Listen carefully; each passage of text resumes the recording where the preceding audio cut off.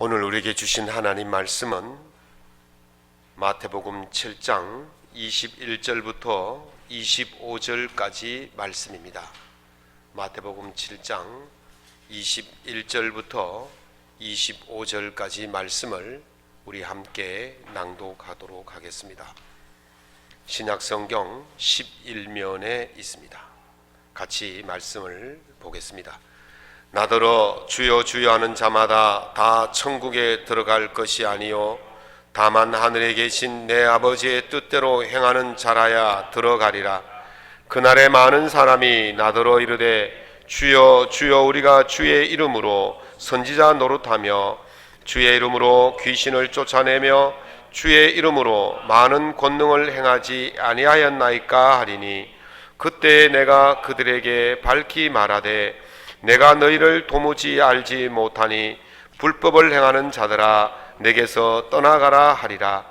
그러므로 누구든지 나의 이 말을 듣고 행하는 자는 그 집을 반석 위에 지은 지혜로운 사람 같으리니, 비가 내리고 창수가 나고 바람이 불어 그 집에 부딪히되 무너지지 아니하나니 이는 주추를 반석 위에 놓은 까닭이요. 아멘.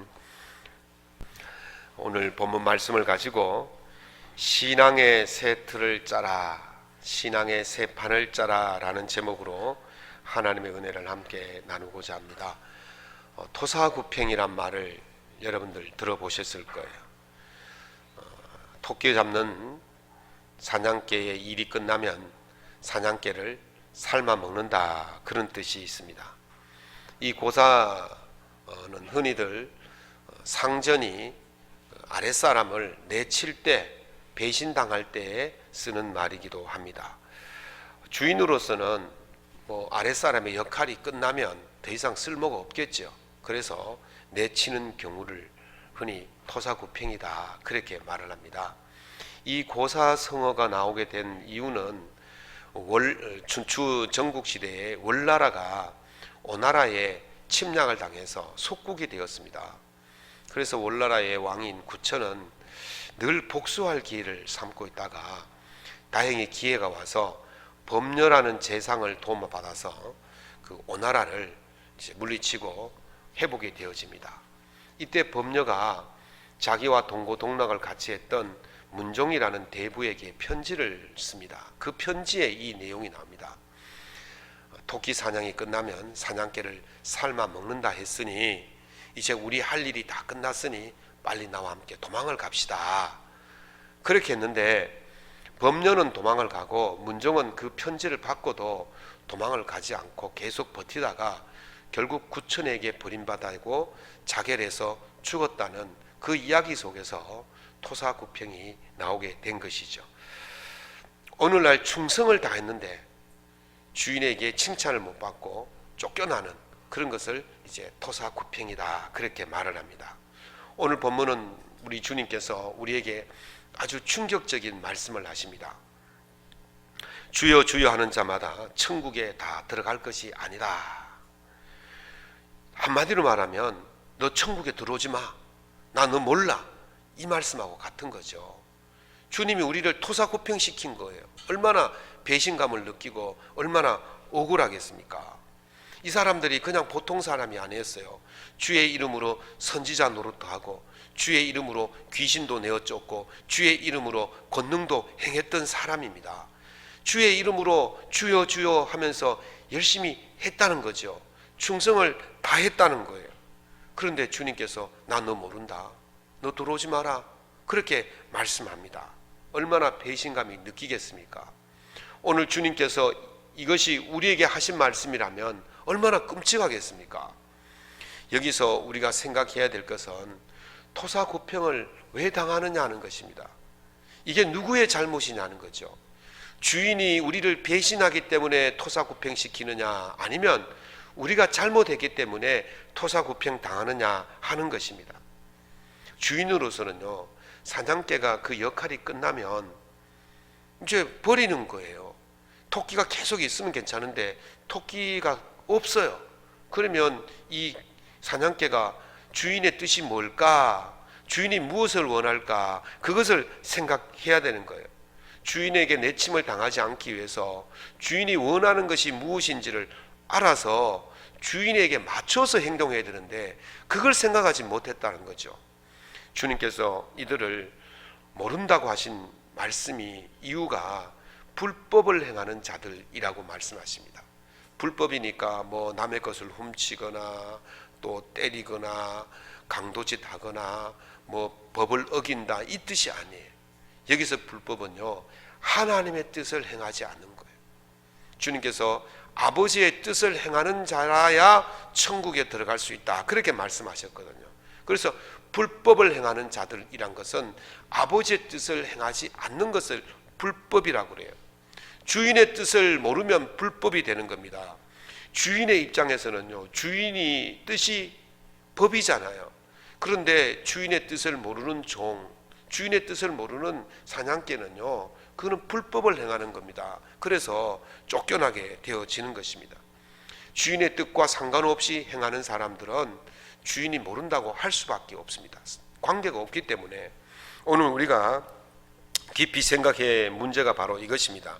지금 내가 주의 이름을 부르고 주의 이름으로 귀신을 내어쫓고 주의 이름으로 봉사를 하고 주의 이름으로 이런저런 권능을 행하는 이 모든 것들이 과연 하나님의 뜻에 합당한 일인지 하나님께서 원하시는 일인지를 한번 생각해 보자는 거예요.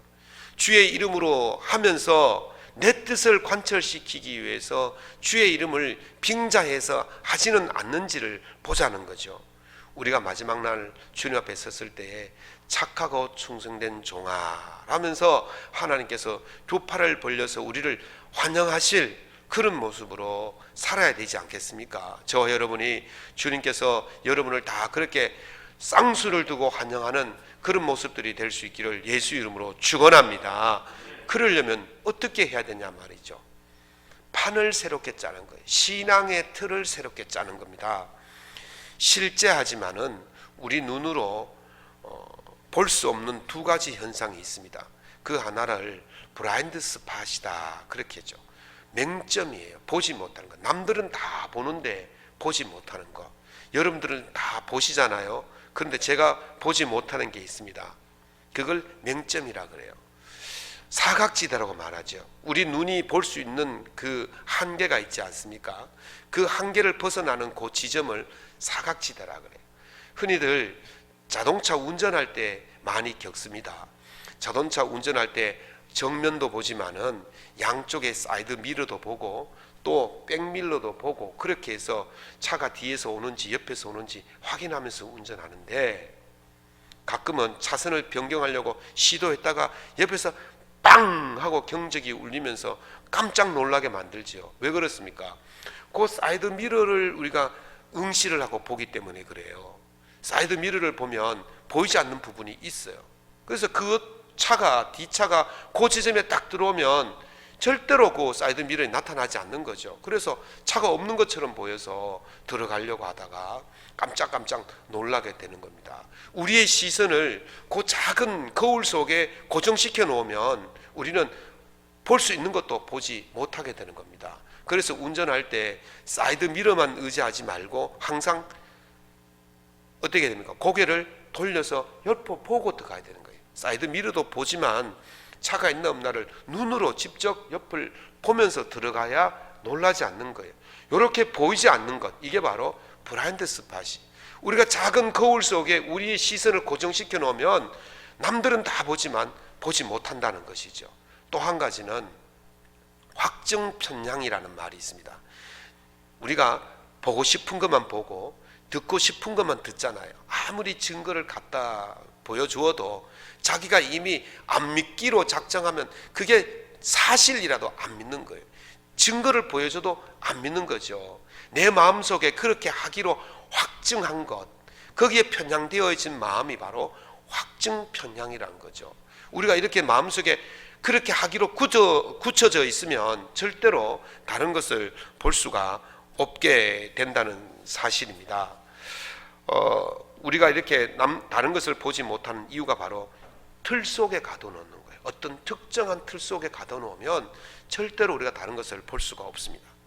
이스라엘 백성들에게는 모세 때부터 내려오는 신앙과 삶의 틀이 있었어요. 그걸 우리가 십계명이라고 하지 않습니까? 이스라엘 백성들이 출애굽해서 시내산에 이르렀을 때 하나님께서 모세를 부르셨어요. 그리고는 40일 동안 모세에게 이스라엘 백성들이 앞으로 어떻게 살아야 될지를 가르쳐 주신 그 내용이 바로 십계명입니다. 이스라엘 백성들이 그 십계명을 가지고 조금 확대 해석해서 613가지라는 율법의 조문을 만들었어요. 그래서 이게 율법이라는 겁니다. 절대적인 가치죠. 하나님의 법이니까.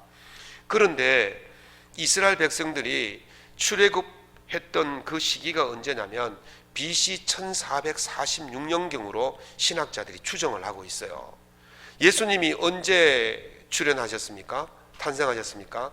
보통 BC 3세기에서 AD 1세기 사이로 보거든요. 그러니까 1446년부터 예수님이 태어나실 때까지 시간이 얼마냐면 약 1500년 정도가 흐릅니다.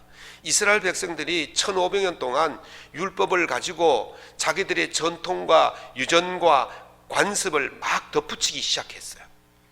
그러면 본래의 십계명이 10가지 계명이 613가지가 되었다가 이제는 뭐 헤아릴 수 없는 많은 조문들이 되었다는 거죠. 무슨 뜻이냐? 하나님의 본래의 뜻, 그 뜻에 인간들의 전통과 관습과 유전을 덮어 씌워놨다는 거예요. 그래서 하나님 것을 보지 못하는 우리 인간들 것만 볼 수 있는 그런 틀을 만들어 놓았다는 것입니다. 다시 말하면 본질을 잃어버리고 껍데기만 가지고 살아가게 되었다는 거예요. 사이드 미러라는 작은 거울에 우리의 시선을 고정시켜 놓고 하나님의 그 거대한 그 세계를 보지 못하는 그런 작은 모습으로 살아가게 되었다는 것이죠. 자기가 정한 것은 무조건 옳다고 평양된 확증 속에 우리가 살아가게 되므로 하나님의 것을 보지 못하는 그런 어리석음으로 빠지게 되는 거예요. 그래서 예수님께서 말씀하시기를 화 있을진저 외식하는 서기관과 바리새인들이여 너희가 박하와 회향과 근처의 11조는 들이되 율법에 더 중한 바 정의와 국률과 믿음은 버렸도다 그렇게 말씀하셨어요. 우리가 더 중요한 게 뭡니까? 하나님의 정의와 하나님께 대한 그 믿음과 국률이 더 중요한데 그것보다는 그냥 형식적인 것, 껍데기만 그것이 더 중요한 줄 알고 그 틀에 갇혀 살기 때문에 하나님의 더 중요한 것을 잃어버리게 되었다는 것이죠. 좁은 나의 틀에 갇혀 있는 동안은 우리는 하나님의 그 넓은 틀, 그 세상을 바라보지 못하게 된다는 것입니다. 사냥개가 나는 사냥만 하는 개야 라고 그렇게 생각하고 있으면 내침을 당하는 거죠. 사냥이 끝날 시즌이 다가오면 어떻게 됩니까? 야, 주인의 뜻이 뭘까? 주인이 뭘 좋아할까? 그러면서 주인에게 맞춰야 되는 거예요. 주인에게 경호가 필요하면 경호하는 개로 바뀌어야 되고, 주인이 달리기를 좋아하면 경주견으로 바뀌어야 되고, 주인이 재롱을 좋아하면 애완견으로 바뀌어야 되죠. 자두처럼 저는 반려견으로 바뀌어야 되는 거예요.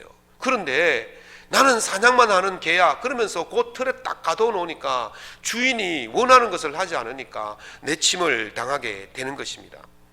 같은 환경이나 상황이지만 우리가 어떻게 보느냐에 따라서, 관점에 따라서, 사고에 따라서 더 나은 결과를 가져올 수 있고 더 못한 결과를 가져올 수도 있는 것입니다. 셰익스피어는 이런 말을 했어요. 세상에 불행이나 행복은 없다. 어떻게 보느냐에 따라서 행복할 수도 있고 불행할 수도 있다 그렇게 말하는 거예요. 다시 말하면 상황은 같을 수 있어요. 그러나 그 상황을 보는 관점이 다르게 볼 때에 불행할 수도 있고 또 행복할 수도 있다는 거예요. 이런 이야기를 들어보셨을 거예요. 어떤 부자가, 십수억의 돈을 가진 부자가 경제가 나빠지면서 자기 재산이 반토막 났어요. 그래서 관리하시는 분이 사장님의 재산이 반토막 되었습니다. 10억으로 줄었습니다. 그러니까 이 사람이 자기 재산이 반토막으로 줄었다는 소식에 충격을 받고는 그만 심장마비로 죽었어요. 그런데 이 사장님의 혈육이라고는 아주 가난한 조카 하나밖에 없었습니다. 그래서 변호사가 조카에게 당신의 삼촌이 돌아가셨으니까 삼촌의 재산 10억을 상속받을 준비를 하시오, 그런 소식을 전해줬어요. 그랬더니 이 조카가 어떻게 되었습니까? 그 10억이 갑자기 생기니까 충격받아서 심장마비로 죽었다는 거예요. 한 사람은요 너무 적다고 죽었고, 한 사람은 너무 많다고 죽은 거예요. 똑같은 10억이지만 어떻게 보느냐에 따라서 그것이 행복이 될 수도 있고 그것이 불행이 될 수도 있다는 것을 말하는 것입니다. 예수님은요 이 틀을 바꾸러 오시는 분이에요. 뭐라고 그러셨습니까? 내가 율법을 폐하러 온 것이 아니고 완전하게 하려 왔다, 그렇게 말씀하셨습니다. 하나님의 본래의 틀로 바꾸러 오신 분이, 우리 인간이 만들어 놓은 관습과 전통과 유전에 덧입혀져서 하나님의 본래 뜻을 헤아리지 못하는 그것을 벗겨내고 하나님의 본래 틀을 만들려고 오셨다, 그렇게 말씀하시는 거예요. 인간이 갇혀있는 그 율법의 좁은 틀에서 벗어나서 하나님의 광대하신 그 넓은 틀, 사랑의 틀, 생명의 틀로 우리를 이끌어 가시려고 오신 줄로 믿습니다. 바울은요 예수님을 만나고 이 신앙의 틀을 새롭게 짠 사람이었습니다. 예수님을 만나기 전에 바울은 철저한 율법주의자였습니다. 율법으로 모든 것을 다 행하려고 했어요. 율법은요 정죄요 죽음을 가져다 주는 법이었습니다. 그래서 바울은요 어떻게 살았습니까? 내가 비방자요 박해자요 폭행자로 살았다, 그렇게 말했어요. 율법을 가지고 보니까 전부 다 정죄할 사람밖에 안 보이는 거예요. 전부 다 죽일 놈밖에 안 보이는 거예요. 예수 믿는 놈들은 죽여야 할 놈들이고 없애져야 할 사람들로 보이는 거예요. 그래서 율법을 들이대고 살아서 비방자고 박해자요 폭행자로 살았던 거예요. 그런데 예수님을 만났습니다. 예수님의 법을 보니까 그 법이 죽이는 법이 아니라 생명의 법인 줄로 믿습니다. 살리는 법인 줄로 믿습니다. 그래서 바울이 이제 죽이는 법에서 살리는 법으로 바꾸고 나니까 그 인생이 달라진 거예요. 인생이 예수님을 만나고 180도로 바뀐 것입니다. 바울이 신앙이 없었던 사람이 아닙니다. 하나님에 대해서 열심히 특심이었던 사람이에요. 하나님의 이름을 가지고 모든 것을 행했던 사람이었어요. 근데 그 하나님의 이름을 가지고 행했던 그 일들을 보니까 그것이 죽이는 일을 했다는 것이죠. 그래서 예수님을 만나고 나서 그 사람이 어떻게 됐습니까? 신앙의 틀을 새롭게 짜는데 어떤 틀로 바뀌었습니까? 생명의 틀로 바뀐 거예요. 예수님의 틀로 바뀌니까 사람을 살리는, 구원을 전하는 그 일을, 복음을 전하는 일을 하게 된 줄로 믿습니다. 그래서 바울은 내가 전에 알던 모든 것들을 배설물로 여겼다 그랬어요. 신앙의 틀은요 과거에 잘못되었던 그 행태, 모습 이런 것들을 다 버리고 예수님의 새로운 판으로, 틀로 나아가는 것인 줄로 믿습니다. 그래서 믿음의 대상은 같은데 우리 신앙의 방법, 틀을 새롭게 짜는 것입니다. 율법의 의가 아니라 하나님의 의로 바뀌는 거예요. 내 뜻으로 하면, 내 의로 하면 내가 드러나고 내 방법이기 때문에 죽음의 길이지만 하나님의 방법, 하나님의 틀로 가면 살 길이 열리는 줄로 믿습니다. 그래서 예수님께서 나더러 주여 주여 하는 자마다 다 천국에 들어갈 것이 아니라 아버지의 뜻대로 하는 자라야 들어간다, 그렇게 말씀하시는 거예요. 우리가 우리의 틀이 아닌, 우리 욕심의 틀, 우리의 방법, 관습, 유전의 틀이 아닌 하나님의 틀로 바뀌게 될 줄로 믿습니다. 그렇게 바꾸어야 하나님께서 우리가 마지막 날 주님 앞에 섰을 때에 쌍수를 들고 착하고 충성된 종이다 그러면서 환영하실 줄로 믿습니다. 여러분들이 다 그 반열에 다 들어갈 수 있기를 예수님의 이름으로 축원합니다. 그러려면 어떻게 해야 되겠습니까? 첫 번째는 하나님과의 접촉을 자주 해야 하나님의 틀로 바뀔 수가 있습니다. 단순 접촉 효과라는 말이 있습니다. 자주 만나야 호감이 간다는 거예요. 뭐 한 달에 한 번 오시는 교인하고 목사하고 호감도가 어떻게 했습니까? 6개월에 한 번 오는 교인하고 성도들 간의 호감도가 어떻게 했습니까? 실험을 한번 해봤어요. 대학교에 50명씩 두 그룹을 만들고 강의 시간마다 사진을 보여줬습니다. 잘생긴 제 얼굴을 계속 보여줬거든요. 강의 시간마다. 그런데 수업엔 출석을 하는데 사진만 계속 보여준 거예요. 매일같이. 그리고 한 팀에는 제 사진을 한 두어 번만 보여주고 안 보여줬어요. 한 달이 지난 뒤에 그 강의실에 그 사진의 주인공이 탁 들어가니까 한 달 동안 계속 봤던 그 강의실은요, 정말 친하게 대하더라는 거예요. 자주 접촉했고 오랫동안 익숙하게 알고 있었던 사람처럼 그렇게 친하게 지냈는데, 사진 두어 번 보여준 그 강의실에는요, 누가 왔는지 거들떠 보지도 않더래요. 그래서 단순하게 자주 접촉하는 사람일수록 호감도가 높아진다, 그렇게 말하는 겁니다. 우리 말에 그런 말이 있죠. 거리가 멀면 마음도 멀어지는 거예요. 거리가 멀면 마음이 왜 멀어집니까? 자주 만날 수 없어서 멀어지는 거예요. 제가요, 연애할 때 제 연애하는 그 여자는 서울에 살았고 저는 지방에 살았거든요. 이게 뭐 방학 때만 잠깐 얼굴 보니까 정이 들겠습니까? 사랑이 싹트겠습니까? 그래서 결혼을 못할 뻔했어요. 그런데 어떤 방법을 취했냐면 저녁마다 전화를 했어요. 밤 11시에서 1시 사이에 전화를 계속 주고받았어요. 2시간 동안 주고받았어요.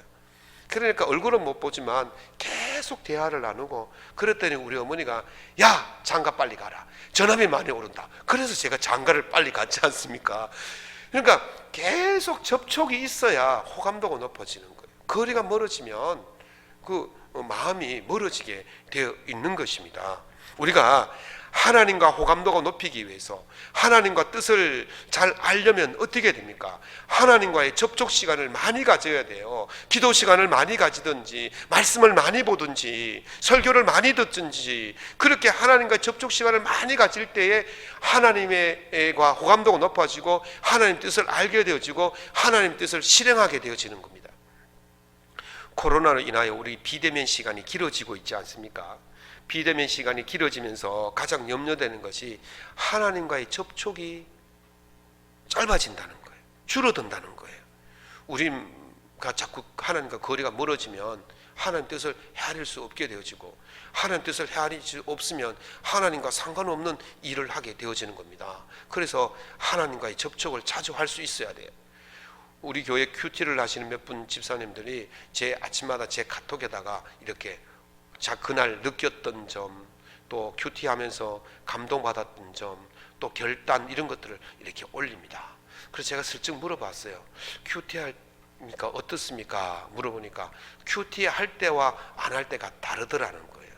큐티 안 할 때는 그냥 자기 주장대로 자기 뜻대로 그렇게 그냥 하루하루 살아갔는데, 큐티를 하고 나서는 어쨌든 의지적으로 그 말씀대로 살려고 노력을 하더라는 거예요. 설교는요, 일주일에 한 번 듣는 설교는 어떻게 보면요, 결단을 강요하는 것이 않습니까? 믿습니까? 믿으십시오. 이렇게 사십시오. 그러면 목사 눈치 봐가지고 할 수 없이 아멘하고 그렇게 하고는 나가서는 그냥 다 잊어먹고 살잖아요. 그런데 매일 아침마다 우리가 큐티를 하고 말씀을 읽고 그렇게 결단을 하면요, 의지적이 내 스스로가 살게 되는, 강요에 의한 결단이 아니라 스스로의 결단으로 그렇게 살게 된다는 것입니다. 우리가 스스로 결단하면 효과가 더 있잖아요. 하라, 해라 해서 하는 것보다는 스스로 하는 것이 더 효과가 있고 효력이 있는 것이죠. 그래서 우리가 하나님과 접촉을 자주 하게 되어지면 하나님의 뜻을 알게 되어지고 스스로 하나님의 뜻을 행하게 되어집니다. 그러면 하나님께서 그 은혜를 다하게 하여 주실 줄로 믿습니다. 하나님의 뜻대로 살았는데 왜 하나님께서 버리시겠습니까? 하나님의 뜻대로 살기 때문에 하나님께서 이쁘다고 착하다고 잘했다고 더 주실 줄로 믿습니다. 네가 작은 일에 충성했기에 내가 큰 일을 내게 맡기리라. 다시 할까요? 네가 작은 일에 충성했기에 내게 큰 일을 맡기리라. 이 복이 다 여러분의 것이 될 줄로 믿습니다. 두 번째는 익숙한 결론에서 탈피해야 하나님의 틀로 바꿀 수가 있습니다. 저는 신학교 학부를 마치고 나서 모교회, 제가 모태로부터 다녔던 그 교회 전도사로 갔습니다. 소도시였지만 그 지방에서 가장 큰 한 3,000명 되는 교회였는데요. 가니까 전부 아버지 어머니 친구분들이고 형님 누님 친구분들이고 제 학교 동창들 선후배들이고 제 학교 은사님들이 그냥 수두룩했어요. 그러니까 그분들이 나를 너무 잘 아시잖아요. 너무 잘 아는 거예요. 아이고 고찔찔이가 저렇게 전도사가 되어서 왔네, 이 생각만 하시는 거예요. 어릴 때의 그 모습만 기억하시지 전도사가 되어서 말씀을 전하실 때 그 말씀의 은혜를 받고 아멘하고 이런 게 아니고 흐뭇한 표정으로 바라보시는 거예요. 그 표정이 뭐예요? 코찔찔이가 전도사가 되어서 설교하니까 대견스럽다, 이런 모습으로 바라보는 거예요. 너무 잘 알고 있는 거예요. 그래서 제가요 얼른 2년만 하고 대구로 그냥 나온 거죠. 저를 모르는 데로 가야 돼요, 인정받으려면. 예수님께서 40일 동안 금식하시고 갈릴리를 지나치시고 이제 나사렛으로 가셔서 고향으로 가셨어요. 고향으로 가서 말씀을 전하는데 사람들이 예수님을 인정을 안 하는 거예요. 배척하는 거예요. 그래서 예수님께서 사람들이 믿지 않으므로 거기서 많은 권능을 행하지 않으셨다, 그렇게 기록하고 있습니다. 왜 예수님을 인정하지 않습니까? 너무 잘한다는 거예요.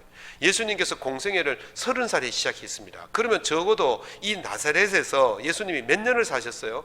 30년을 사신 거예요. 너무너무 잘하는 거예요. 고치 찔릴 때부터 다니던 그 모습을 사람들이, 동네 사람들이 너무 잘하는 거예요. 그래서 이 사람들이 뭐라 그럽니까? 이는 그 목수의 아들이 아니냐, 그의 어머니는 마리아고 그 형제들은 야고보, 요셉, 시몬, 유다라 하지 않느냐, 그 누이들은 다 우리와 함께 있지 않느냐. 너무 잘한다는 거예요. 너무 잘하는데 어느 날 갑자기 선지자라고 떡 나타나니까 믿을 수가 없는 거죠. 그래서 믿지 않는 겁니다.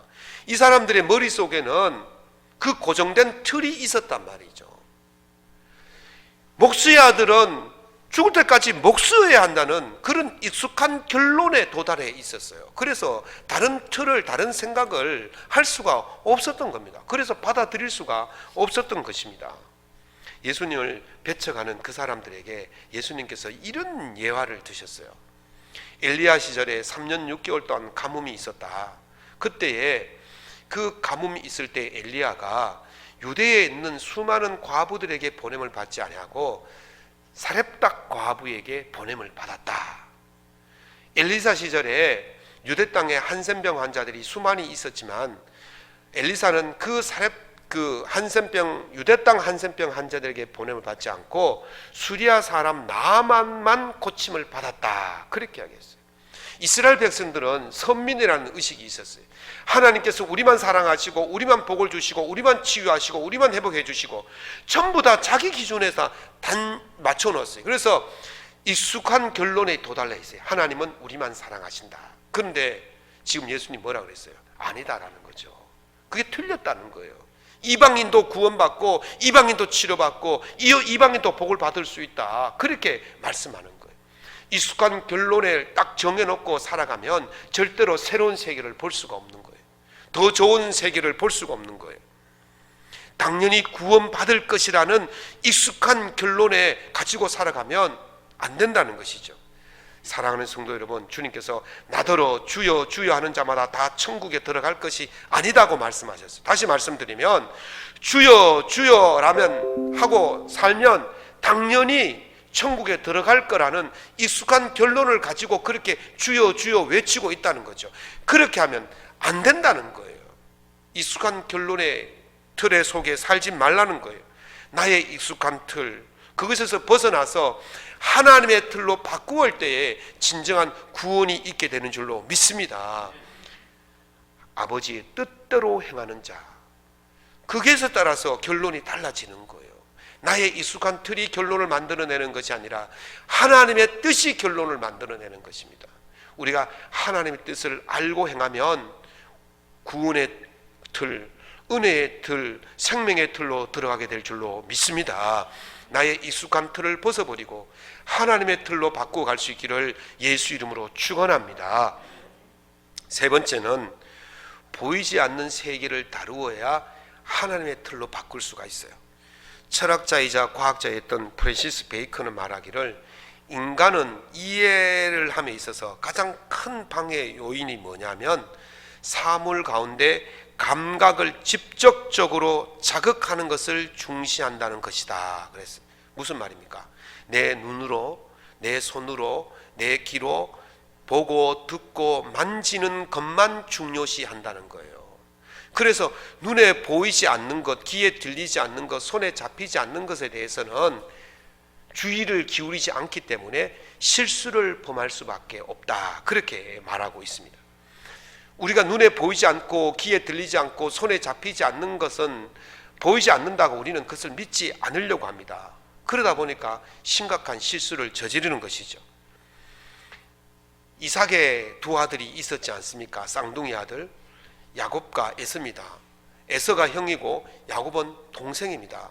태어날 때 야곱은 형의 발 뒤꿈치를 잡고 태어났어요. 그 말은 형이 되고픈 마음이 있었다는 거죠. 그런데 고대 사회에서는 장자권이 누구에게 있습니까? 마지에게 있는 거예요. 장자에게 있는 거예요. 장자에게는 모든 권한이 다 돌아가요. 재산권이 돌아가요. 축복권이 다 돌아가요. 그래서 장자가 아버지로부터 모든 것을 물려받은 다음에 동생에게 그냥 조금 떼주면 동생은 그냥 감지덕지 받아 누리는 것이죠. 그러니까 눈에 보이는 현실은 형이 모든 것을 가지는 거예요. 장자권이라는 것은 손에 잡히는 거예요. 그러면 동생은 아무것도 없지 않습니까? 자기 손에, 자기 눈에, 귀에 들리는 게 아무것도 없어요. 그런데 야곱은 그것을 사모했어요. 장자권을 사모했어요. 왜 형만 가져가야 돼? 나도 그 장자권을 가질 수 있어. 눈에 보이지 않지만, 손에 잡히지 않지만 그걸 사모했어요. 그래서 야곱이 그 장자권을 가지게 된 줄로 믿습니다. 그래서 어떻게 됐습니까? 야곱이 아브라함이 12지파의 조상이 아니라 야곱이 12지파의 조상이 된 거예요. 실제적인 장자가 된 것이죠. 눈에 보이지 않는다고 없는 게 아니에요. 눈에 보이지 않지만 실제 하는 줄로 믿습니다. 똑같은 상황이라도 눈에 보이는 것만 추구하는 사람과 눈에 보이지 않는 것을 추구하는 사람은 달라지는 거예요. 신앙은 뭡니까? 신앙은 보이지 않는 것을 믿는 것을 신앙입니다. 믿음이 뭡니까? 보이지 않는 세계를 사모하는 것이 신앙인 겁니다. 예수님께서 뭐라 그러셨습니까? 너는 나를 본고로 믿느냐? 보지 않고 믿는 자가 뭐하다? 복되도다. 우리 눈에 안 보이지만 우리가 믿음을 가지면 그것이 복되도다. 그렇게 말하는 거예요. 여러분들 예전에 그 TV 광고 중에 TV 광고가 아니고 텔레비전을 출시한 그 회사가 이런 문구를 썼어요. 보이지 않는 1인치를 찾아라. 들어보셨습니까? 그래서 이 회사가 그 문구 하나로 텔레비전을 엄청나게 팔았어요. 이 사람들이 착안한 게 뭐냐면 그 전파가 우리 텔레비전에 도착하면 전체를 다 보여주는 게 아니고 일부분이 안 보이게 되어지는 거예요. 그게 텔레비전의 한계였어요.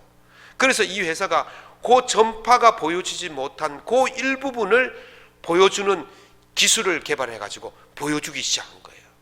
그랬더니 사람들이 이렇게 보던 것을 이렇게 볼 수 있었던 거죠. 보이지 않는 부분을 볼 수 있게 되었던 겁니다. 그래서 대박이 난 거예요. 보이지 않는 부분을 찾아내는 것이 중요하다는 것입니다. 아브라함이 하나님을 믿으니 하나님께서 그것을 의로 여기셨다 그랬어요. 하나님께서 아브라함에게 너에게 하늘의 별과 같이 바다의 모래같이 자손을 주시겠다 그렇게 약속했어요. 지금 눈에 보이는 게 아무것도 없잖아요. 뭐 아들 하나라도 있으면 그게 뭐 어떤 씨앗이 돼서 가능한데 아들 하나도 없고 나이가 벌써 75세예요. 가능하겠습니까? 그게 안 되는 거죠. 그런데 아브라함은 그 보이지 않지만 그 세계를 믿은 줄로 믿습니다. 그래서 하나님께서 그것을 의로 여기셨다 그렇게 한 거예요. 보이지 않는 세계를 믿는 것을 하나님께서 중요하게 보시는 거예요. 사랑하는 성도 여러분, 믿음은요 보이지 않는 세계를 보는 거예요. 우리 하나님께서 만들어 놓으신 그 틀을 우리가 보이지 않지만 하나님께서 분명히 그런 약속을 해주셨다는 그 틀 속으로 우리의 눈을 확장해 보이면 우리에게 은혜가 있게 되는 것입니다. 신앙은요 보이는 세계보다 보이지 않는 세계가 훨씬 더 큽니다. 세상이라는 작은 거울 속에 우리의 시선을 가둬 놓아버리면 우리는 더 큰 하나님의 세계를 볼 수가 없는 거예요. 백설공주라는 동화 아시죠? 이 왕비가 맨날 거울 보고 뭐라 그럽니까? 거울아 거울아 누가 세상에서 제일 예쁘냐? 그렇게 물으니까 거울이 왕비님은 아닙니다. 백설공주입니다. 그러니까 막 확 성질이 나가지고 백설공주를 죽이려고 온갖 수작을 다 부렸다가 결국은 어떻게 되었습니까? 자기가 당하잖아요. 왕비의 그 직책을 잃어버리고 쫓겨나잖아요. 보십시오. 지금 왕비가 그 거울에 보이지 않는 그 세계가 있지 않습니까? 왕비는 한 나라의 최고의 높은 자리 아닙니까? 뭐 백설공주보다 좀 못하면 뭐합니까? 뭐 세상을 다스리는데 그게 더 크잖아요. 그런데 그 좁은 틀 속에 갇혀가지고 거울에 갇혀가지고 보지를 못한 거예요.